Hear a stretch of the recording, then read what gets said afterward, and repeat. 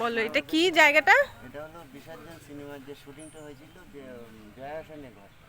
জয়া হাসানের ঘরটা। হ্যাঁ, বাংলাদেশের যে ঘরটা সেটা ও যদি বিসর্জন দেখে থাকেন তাহলে চিনতে পারবেন। আচ্ছা, দেখতে হবে তাহলে।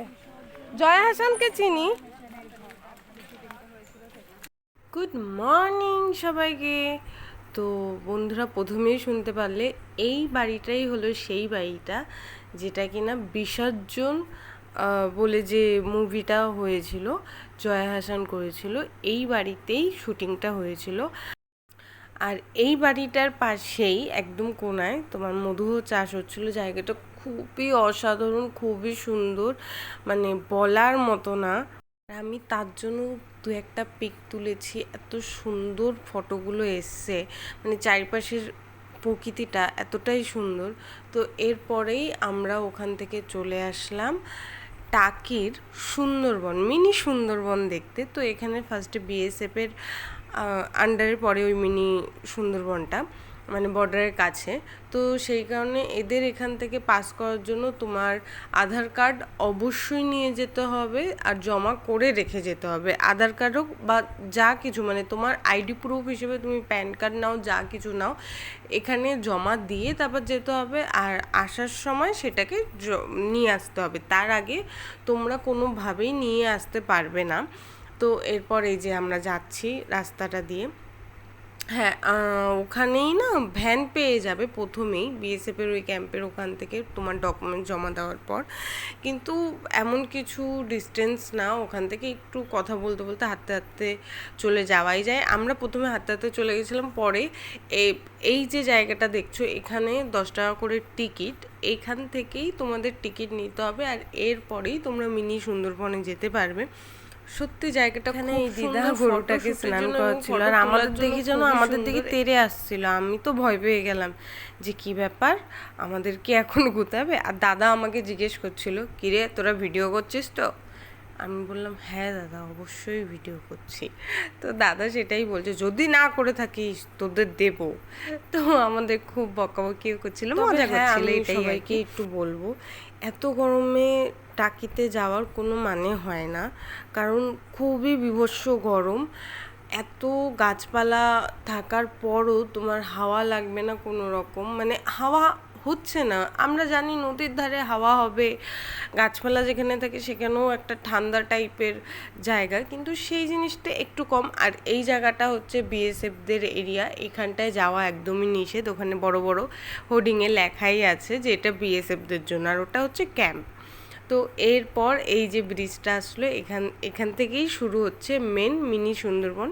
তো দেখো ব্রিজের এখান থেকে আমরা ভিডিও করতে করতে যাচ্ছি, আর আমার বান্ধবীকে আমি হাই বলতে বললাম, তাই হাই বললো।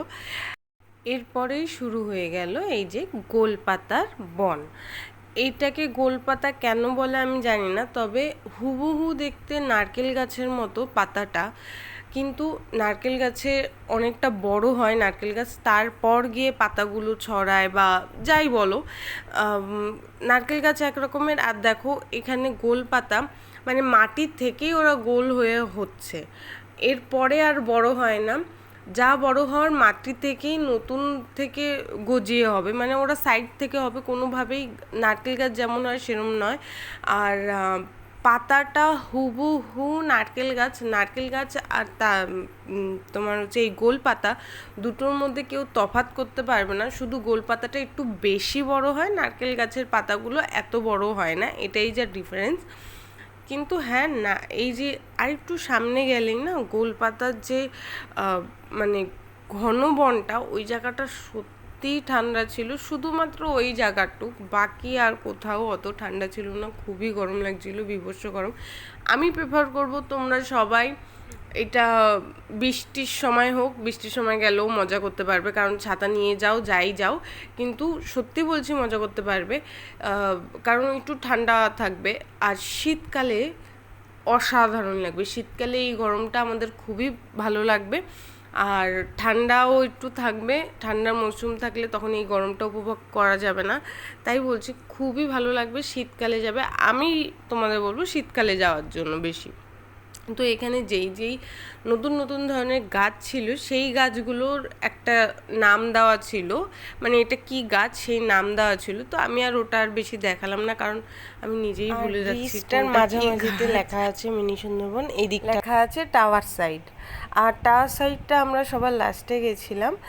তার আগে আমরা এদিকে নদীর দিকটায় গেছিলাম। তো যেই সাইডটায় টাওয়ার সাইড লেখা নেই সেই দিকটায় যদি যাও, এই যে রিভার সাইড লেখা আছে, তো এই দিকটায় গেলে নদী দেখতে পাবে এবং নদীর ওপারে যে বাংলাদেশ সেটাও দেখতে পাবে। আর ওখানে একজন দাদা আছে যে কিনা সারা সিজনে সুরসুরি আইসক্রিম বিক্রি করে, যেটা উনি বলেছিল আইসক্রিমটার নাম সুরসুরি আইসক্রিম। অ্যাকচুয়ালি সেটা না, শুধু হচ্ছে বরফ দিয়ে ওর মধ্যে একটুখানি রসনা জাতীয় কিছু দিয়ে খেতে দেয়, রিফ্রেশিং লাগে, কারণ এত গরমে সত্যিই ভালো লাগে। আর ওনার কাছে আমরা যখন জিজ্ঞেস করলাম যে আপনার কেমন বিজনেস হয়, কারণ উনি আইসক্রিম ছাড়া অন্য কিছু রাখে না, বাচ্চাদের একটুখানি মানে খেলনা জাতীয় রাখে, তবে বিস্কুট টিস্কুট কিচ্ছু রাখে না। তো তখন উনি বললো আমার সারা সিজনেই বিজনেস হয়। আর দেখো এই কুকুরটা এই কোনায় বসেছিল, কি সুন্দর মানে আরামে বসেছিল, আমরা রীতিমতো বলছিলাম যে বাঘ, ছোট্ট বাঘ। আর এই যে রিভারের সাইডটা, কিন্তু একটাই এখানে অসুবিধা যে এই ব্রিজ থেকে নিচে নামা একদমই নিষেধ। এই দাদা এসে বলল যতক্ষণ আমি ছিলাম না ততক্ষণ যদি নামতেন কোনো রকম অসুবিধা ছিল না, আমি চলে এসেছি মানে এখন আমিও আপনাদের এইখান থেকে নামতে কোনো রকম সাপোর্ট করবো না বা আপনাদের পারমিশন দেবো না, কারণ আমি একমাত্র লোকাল আর আমাকে এখানে বিজনেস করতে দেওয়া হয়েছে, কিন্তু বিএসএফ থেকে পুরো বারণ আছে। ঠিক আছে চলো, শুনে নিলাম। তবে খুব ইচ্ছা হচ্ছিল নিচে নামার, সত্যি খুব সুন্দর। আর সামনে দূরবীনও রাখা হচ্ছিল, তো দূরবীন দিয়ে আমরা সবাই দেখছিলাম ওপারে বাংলাদেশের সিনারিটা।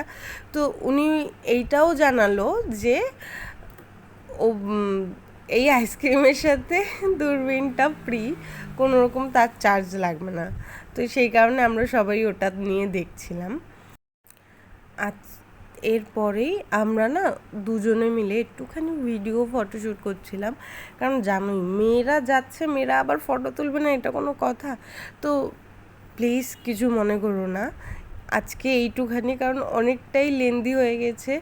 এরপরের ভিডিওটা পুরোপুরি শেষ করে দেবো টাকির আর কি কি করলাম, কি কি খেলাম না খেলাম সেটা নিয়ে। আজকের জন্য টাটা।